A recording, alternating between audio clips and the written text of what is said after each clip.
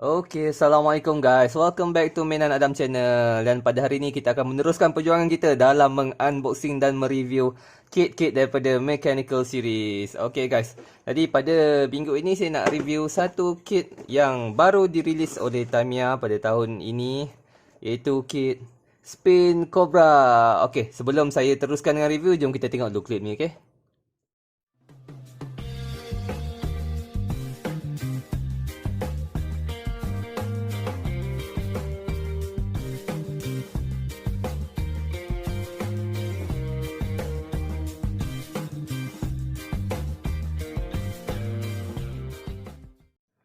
Okay guys, apa yang saya tunjuk kat sini ialah apabila anda pergi dekat Google dan type Spin Cobra Mechanical Series, kan? Dan kita tengok dekat search engine ni, laman web yang pertama tu, mini-4wd.fandom.com. Okay, klik dekat sini dan kita akan tengok details tentang Spin Cobra. Okay, ini ialah kit yang telah pun di-paint dan juga di-touch up oleh Tamiya, kan? Okay, yang ni pula yang untuk apa tu, fully called punya series. Okay guys, cuba kita tengok dekat sini. Untuk regular release, nombor item ialah 19301 mechanical dan untuk limited edition ialah 95567. Jadi guys, dia ada dua jenis mechanical series, yang 19301 dan 95567. So apa beza antara dua nombor siri ni? Kan, kita boleh tengok dekat bawah ni guys. Okay, nampak tak dekat release date? Release date untuk mechanical yang first kali ialah pada tahun 1996.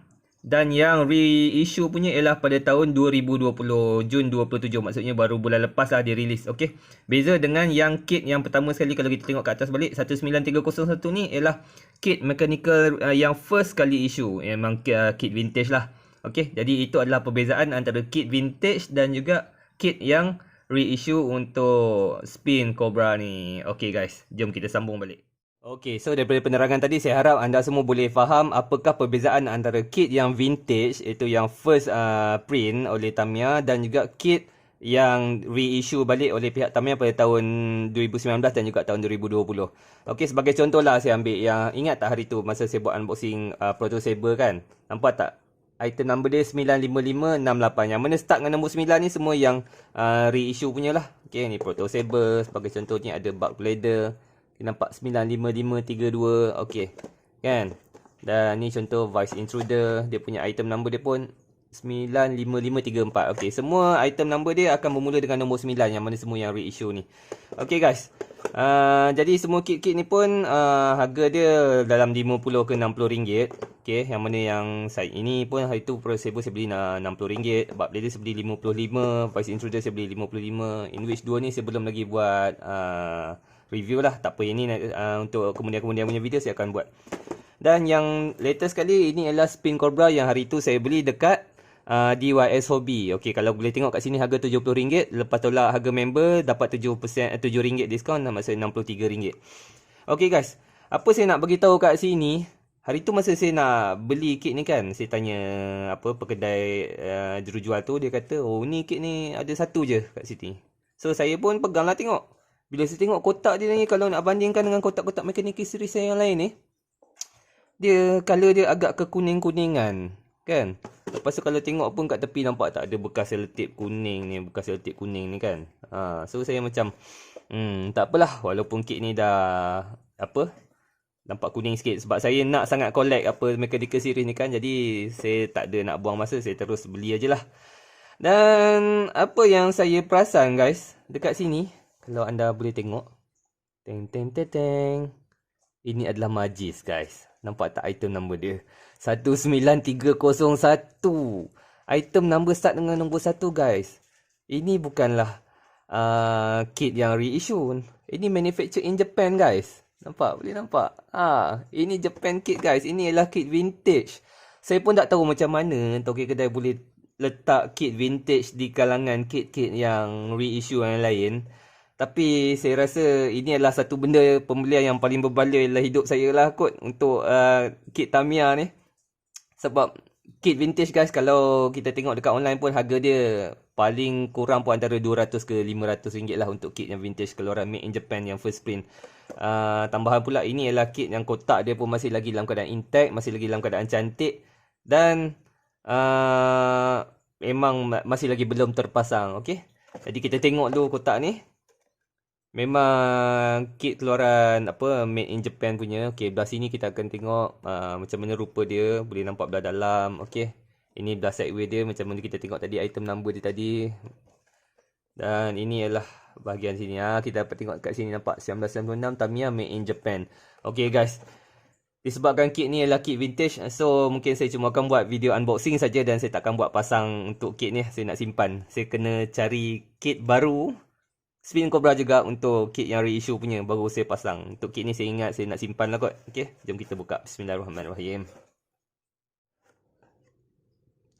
Okay guys, untuk Spin Cobra ni kita dapat tengok dekat sini dia bagi kita cowl yang jenis transparent. Semua mechanical series, semua 66 siri mechanical ni didatangkan dengan cowl yang transparent. Sebab apa? Kita nak mungkin dia nak bagi kita boleh nampak bahagian dalam mechanical parts dia tu lah. Okey. Okey, kita buka dulu, kita tengok kat sini. Okey, jadi ini dia punya cowl. Ini adalah cowl untuk Spin Cobra. Okey, siapa tak tahu driver dia adalah M Tokichi. Okey. So boleh nampak tak? Jadi macam ni rupa dia, color dia. Boleh nampak. Dia punya cowl pun nampak ada kekuningan sikit guys. Biasalah mungkin sebab dimamah usia kot gambarnya kan. Okey, dekat sini ada tulis Tamiya. Okey, sini dia punya depan dia. Memang nice guys. Sebab nanti ada bahagian ruang ni yang boleh buka kita punya depan untuk nak tengok dia punya chip dalam tu kan. Okey, jadi ini dia punya cowl. Tengok tak tepi sikit. Jadi ini adalah dia punya chassis. Chassis dia besar ni je. Okey, ini kalau silap saya ini bahagian tayar depan, ini bahagian tayar belakang. Okey, ini bahagian tempat pemegang tayar dia. Okey, alright. Ni design dia daripada bahagian bawah lah. Kan nampak very details guys. Memang sangat-sangat cantik lah untuk dibuat display. Okey, kepada siapa yang masih lagi belum mengenali kit Mechanical Series ni, Mechanical Series cuma untuk buat display saja. Dia tak sama macam Tamiya Mini 4WD yang lain yang mana kita boleh main atas track. Ini semua untuk display sahaja guys. Okey, alright. Jadi kita boleh tengok pula dekat bahagian yang seterusnya. Mari saya buka aja ni. Okey. Ini adalah bahagian inilah yang bahagian mechanical dia. Okey, kalau kita tengok kat sini guys, ini dia punya rim. Nampak rim dia memang color silver plated metallic plated. Okey. Tayar belakang dia lagi besar daripada tayar depan. Okey, ini memang size small. Okey. Dan ini adalah bahagian mechanical yang ada pada dia punya itulah atas body dia tu. Okey, kalau kita tengok dekat dia punya cover box art dia ni, okey kan. Okey, so inilah bahagian yang dekat atas ni nanti. Okey, alright. Ini bahagian cockpit dia. Ini bahagian depan ni, bahagian chip dia ni. Okey, alright. So ini lagi bahagian extra dia, ini penutup bonnet depan dia tu lah. Now, yang ni lagi satu canggih. Nampak tak? Ini adalah tempat kunci body dia, untuk kunci antara body dengan chassis. Dia punya design dia very detail, tak sama macam kunci body untuk kit-kit yang standard guys. Okey, jadi itulah parts-parts yang anda akan dapat daripada Mechanical Series ni. Tak banyak pun, ada 3 benda ni ya, runner ni. Dan kita tengok pula dari segi tayar dia. Tayar dia sama macam tayar Mechanical Series yang lain. Itu tayar yang jenis ada bunga.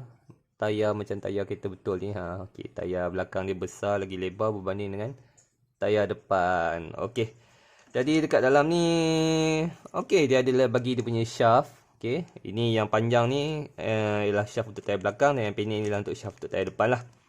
Okey, alright. Lagi satu kita boleh tengok. Ini dia punya instruction manual.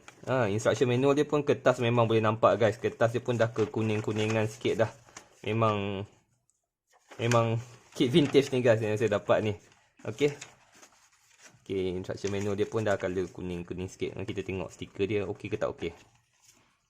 Okey guys, so ini ialah stiker dia. Dan stiker dia masih lagi dalam keadaan yang bagi saya sempurna juga guys. Okey. Printed in Japan. Ini semua ni barang-barang Jepun. Okey, nice. Stiker pun masih lagi cantik. Dan bagi saya kit ni masih lagi dalam keadaan 10/10 lah guys. Kalau nak dikatakan, mungkinlah dia punya printing dekat kertas dia ni pun agak kuning sikit. Kotak dia pun mungkin agak kuning sikit. Tapi dia punya kualiti barang kat dalam masih lagi terjaga sama macam baru punya kit. Jadi inilah antara benda yang anda akan dapat kalau beli kit Spin Cobra Mechanical Series ni.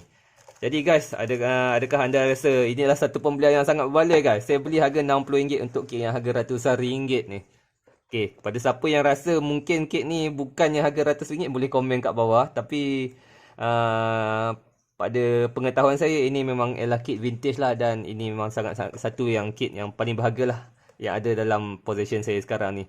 Okay guys, jadi kepada siapa yang nak bertanya sebarang soalan tentang kit Spin Cobra ataupun mana-mana kit tentang mechanical series ni, bolehlah drop komen dekat bawah.